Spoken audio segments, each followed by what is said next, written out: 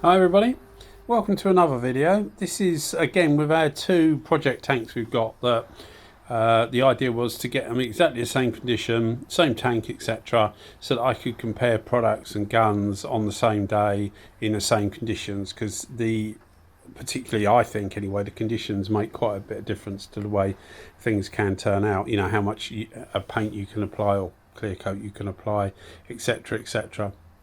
So I think it's best to, as I said before, to keep everything the same as much as I can. I'm using a heat lamp stroke heat gun and just taking the temperature of things to make sure they're as best I can get to compare the two in this case miniguns. So using the Sata 440 for base coat and the SRI Pro Lite for base coat, and they're both 1.2 and they're both the HVLP setup. Now for those that watch the channel, you see I've put the various settings at the top there, and I've done the same for the Pro Lite as well. For those that watch the channel, they'll know that I've got a Sata 440 in an RP, which is normally what Sata recommend for clear coat.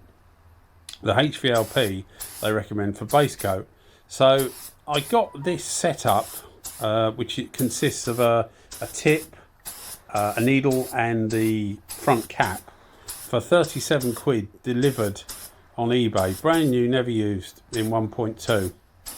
So I thought, well, I'd put me bid in, and nobody else, nobody wanted it at the time, I guess. So that's how we've ended up with this setup. So I haven't got a new gun, I've just got a different tip set for the same gun.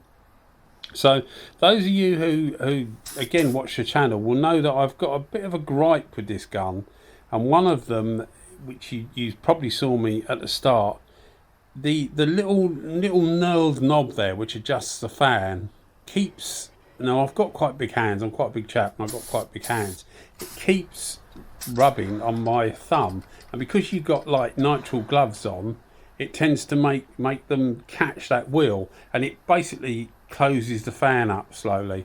So you have to keep remembering to push the fan, the knob counterclockwise to keep the fan open, and it's something that I know other people have got as well, and it's I think it's a bit of a design fault of that gun. Having said that, Sata do all their guns in a similar way, certainly now anyway.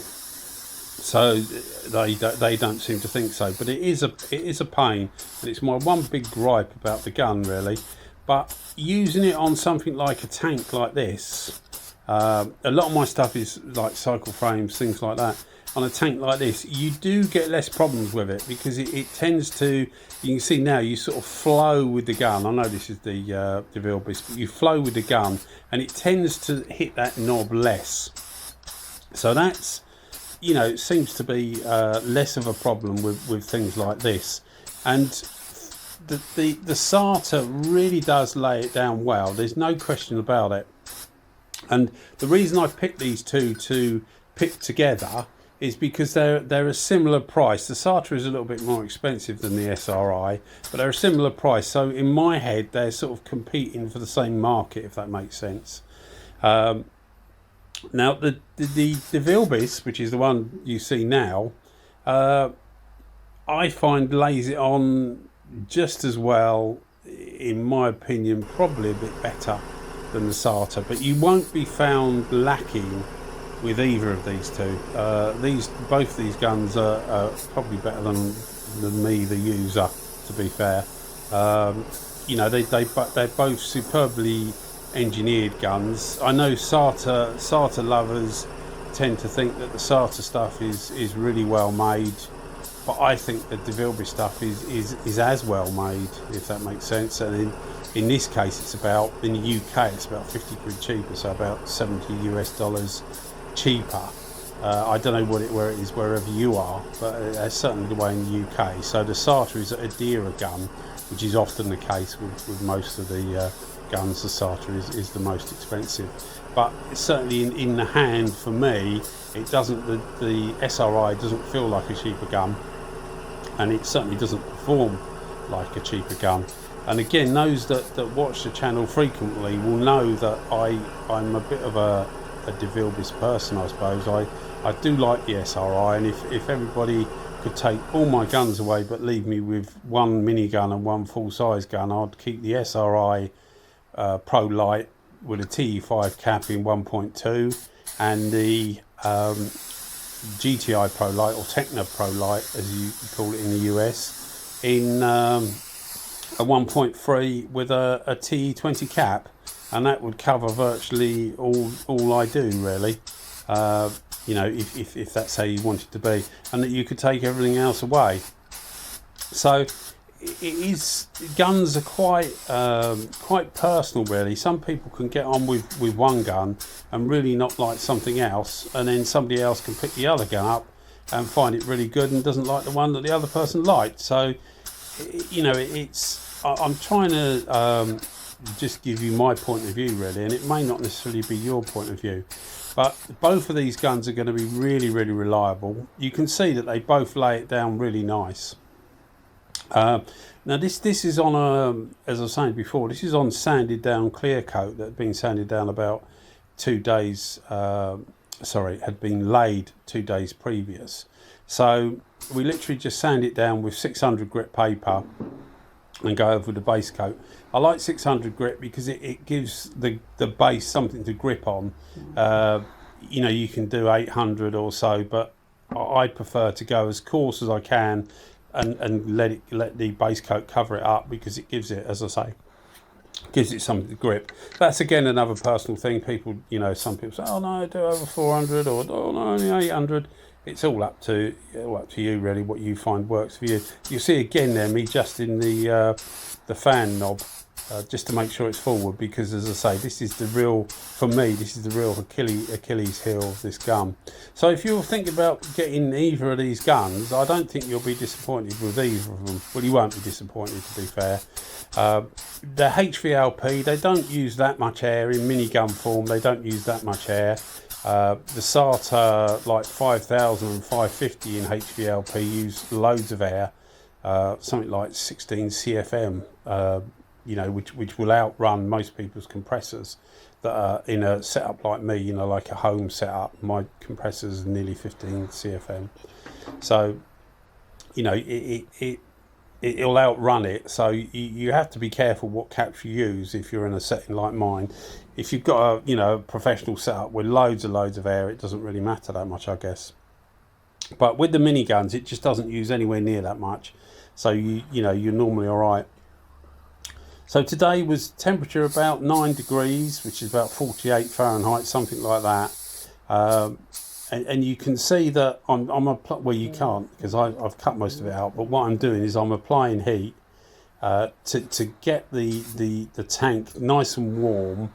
And by nice and warm, I mean something like 20, 22 Celsius, which is about, what's that, 73 Fahrenheit, something like that. Just so that the base can dry off reasonably quickly, because obviously there's always a time limit on what you've got to do things, and it just helps it, I think, helps it lay better. This is a solvent base coat, which I don't use water based. In the UK you're quite allowed to use solvent on motorcycle stuff, which is what I do, so you can use solvent stuff. You see, I did run out at the end there, but we're just doing a drop coat now, and the reason for a drop coat is effectively just, this is a BMW blue, they use it on the minis in Europe, and it just, if you're not too careful, it can get a bit patchy, because it's sort of like a metallic pearl, if that makes sense, and you can get it slightly patchy, so it's always best to do a drop coat. You can either that, or you can put it on really wet, but it doesn't work too well with a minigun.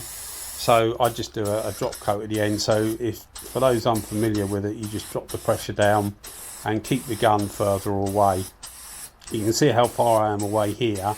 Now this is the last of the normal coats, and then we do a drop coat at the end, and it just effectively gives a light covering over the whole tank, allows the metallic particles to stand up slightly. So you just bring the gun away and reduce the pressure, and it just evens up the look of it. You know, it looked alright, to be fair, but I thought I'd do it anyway.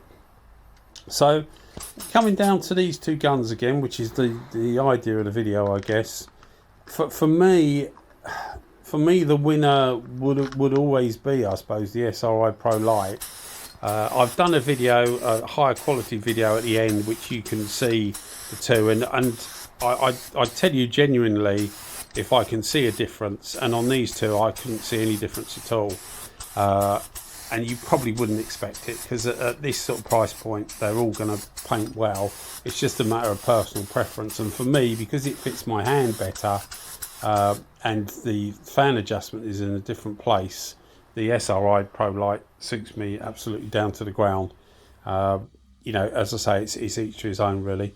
So here we have the Sata, and you can see, you know, a beautiful finish, and the same with the Pro Lite. So if I had to choose one, I would choose the Pro Lite, simply because I like it and I prefer it. But both of them are really, really good guns. So once again, guys, thanks very much for watching. Appreciate all the likes and comments, etc. I try and answer all that I can, which is most of them at the moment, because it's not a huge channel. And appreciate the subscriptions and that. It's as I say, it's good that you're looking out for me, really. All right then, guys. So cheers. Thanks very much. See you soon. Bye bye.